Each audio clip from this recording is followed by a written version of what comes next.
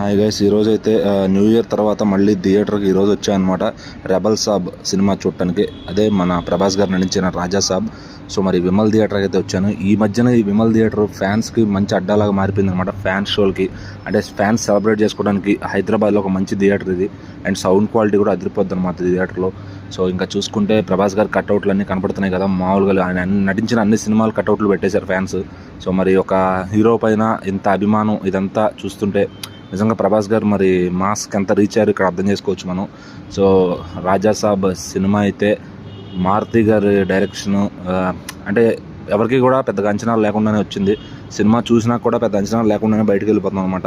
కాకపోతే cinema looks పరంగా ప్రభాస్ గారు చాలా బాగున్నారు. సో ఎక్స్పెక్టెడ్ ఇంతే ఉంటుందంటే ఆయన ఇంతకు మించి తీయలేరేమో అన్నట్టుగా తీశారనమాట.